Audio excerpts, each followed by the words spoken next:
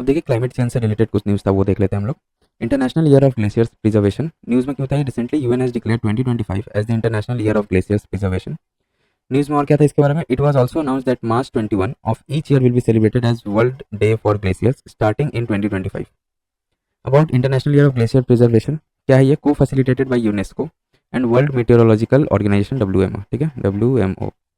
Objective क्या है इसका, to raise global awareness about the critical role of glaciers in the climate system and the hydrological cycle and the economic, social and environmental impacts in the Earth's cryosphere. Significance of glaciers क्या है, there are more than 2,75,000 glaciers in the world, covering an area of around 7 lakh square kilometers, which accounts for almost 70% of the global fresh water. ठीक है, अब कुछ कुछ terms था news में, देख लेते हैं। जियो इंजीनियरिंग क्या है, new study explores diamond dust as a potential geo engineering strategy for cooling of planet. Benefits of using diamond dust: enhanced properties, it reflects light and heat effectively, remains airborne longer, and is less likely to clump together in atmosphere. Safer alternative: unlike sulfur dioxide, which poses risk like acid rain and ozone depletion, diamond dust is chemically inert. Geo engineering है क्या, या climate engineering, तो ये large scale intervention in the earth's climatic system with an aim of reducing global warming. There are two main categories of geo engineering, एक है carbon dioxide removal, direct air carbon capture and storage, DACCS uses chemical process to capture and separate and then store CO2 directly from the ambient air. Ocean fertilization, addition of nutrients, example iron, to enhance the growth of phytoplanktons that removes CO2. Then comes अपना solar radiation management. तो पहला क्या है, stratospheric aerosol injection, injecting reflective particles such as sulfate aerosol into the stratosphere to reflect incoming radiation. Marine cloud brightening, injection of salt spray into shallow marine cloud to brighten them, increasing their reflection of sunlight. अब देखिए pollution से related कुछ news है। पहला क्या, ozone, तो news में क्यों था ये, the NGT national green tribunal to cognizance of the increasing level of ground level ozone which is a key air pollutant and a precursor to smog. About ground level ozone, GLO और tropospheric ozone. Ozone, it is a variant of oxygen composed of 3 oxygen atoms. It occurs both in the Earth's upper atmosphere and at ground level tropospheric ozone.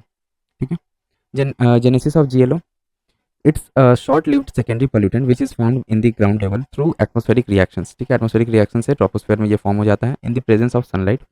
Responsible factors क्या है इसका, high temperature and emission of precursor pollutants, example oxides of nitrogen and volatile organic compounds. Peak O3 levels occur in summers. Sources of precursor pollutant क्या है, largely vehicular emission, fossil fuel power plants, oil refineries, the agriculture sector, etc. Central Pollution Control Board has set the following national ambient air quality standards for GLO. 8 hour average 100 micrograms per cubic meter और 1 hour limit कितना है, 180 microgram पर metre cube. एक बार देख लेते हम लोग ozone का कैसा रहता है, कहाँ कौन कौन से लेयर में रहता है, तो स्ट्रेटोस्फेयर में रहता है और ट्रोपोस्फेयर में रहता है।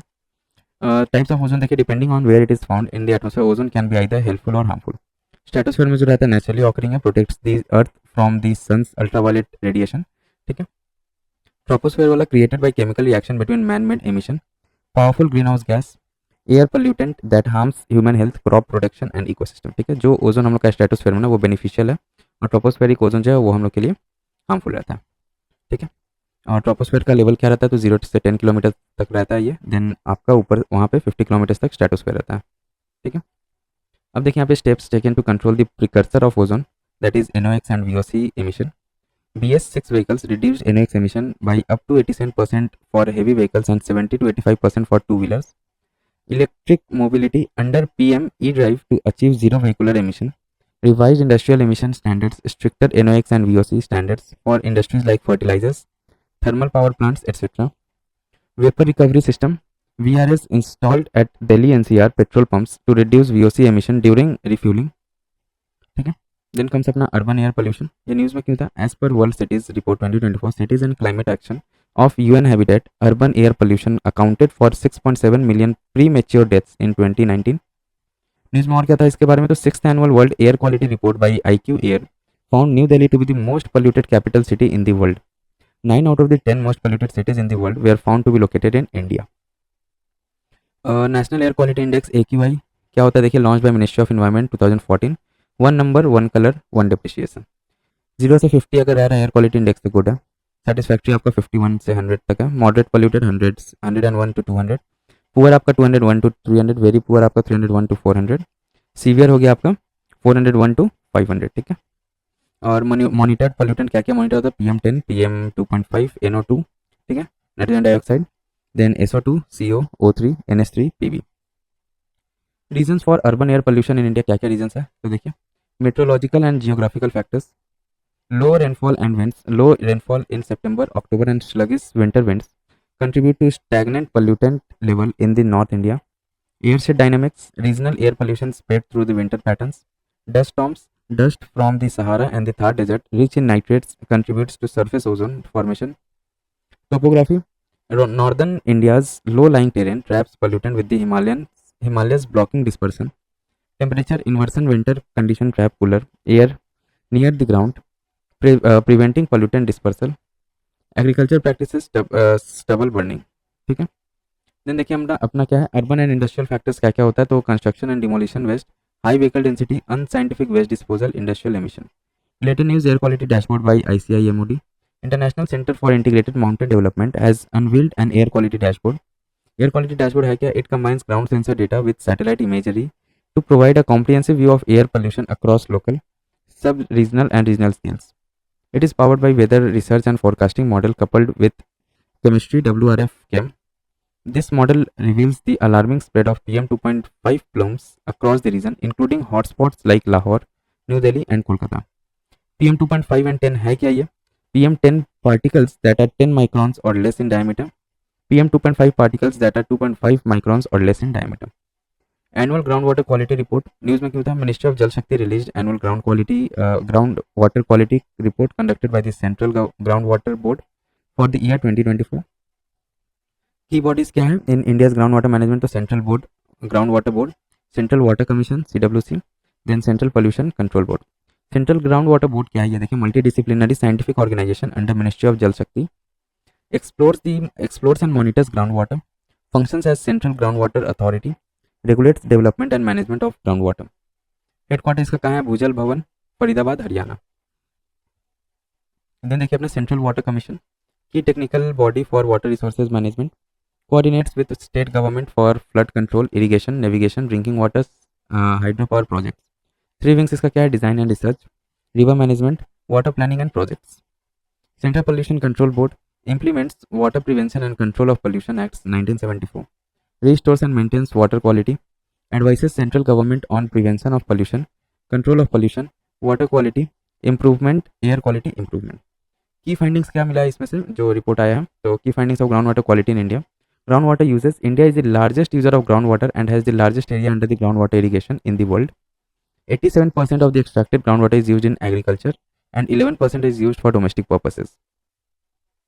Recharge, total annual groundwater recharge has increased 15 BCM substantially, and extraction has declined 3 BCM in 2024 and from 2017 assessment. Seasonal trend क्या देखा गया, electrical conductivity and fluoride levels indicate positive effects of monsoon recharge, improving water quality.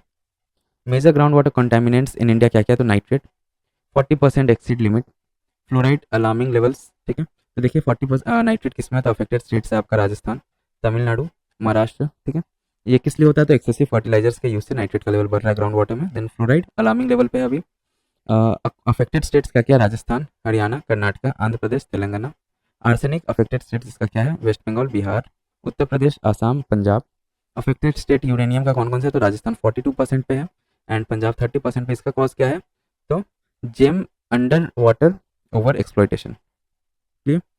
अब देखिए हम लोग का salinity high EC levels, affected states कौन कौन सा है, राजस्थान, दिल्ली, गुजरात, हरियाणा, पंजाब, तेलंगाना, आंध्र प्रदेश, कर्नाटका. अब देखिए हम लोग क्या है, draft solid waste management rules 2024. News में क्यों था, the ministry of environment, forest and climate change has release the draft solid waste management rules 2024 for wider public consultations. News में और क्यों था ये, क्या था, स्टैट्यूटरी प्रोविजन है, the SWM rules 2024 amend and expand upon the solid waste management rules of 2016.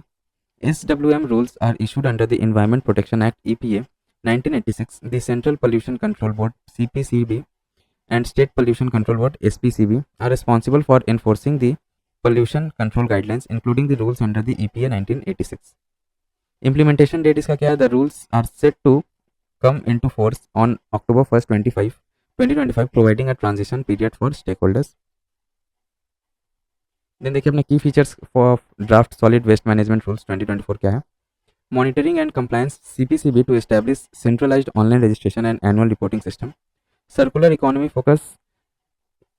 MOHUA is the apex coordinating body to drive circular economic initiatives, while CPCB shall drive and monitor the circular economy initiatives. Waste segregation into biodegradables and non-biodegradables. Safai Karmachari is authorized to fine violators and refuse unsegregated waste collection. Extended producer responsibility. EPR covers all waste generators, including bulk generators. Environmental compensation based on polluters pay principle. Agricultural waste management. Local bodies, including Gram Panchayat, mandated to prevent burning of agricultural waste. Processing requirement इसका क्या होना चाहिए. Encourages on site waste processing. Stricter implementation timelines and responsibilities for local bodies. About HWM in India. Definition देखिए. Any discarded material including garbage, trash and refuse. Categorisation कैसे किया गया. India legally classifies waste into 6 types. एक होता है municipal waste, then hazardous, electronic, biomedical, plastics and construction waste. Current status according to TERI. Annual waste generation 62+ million tons. Collection कितना हुआ. 43 million tons. Treatment only 12 million turns.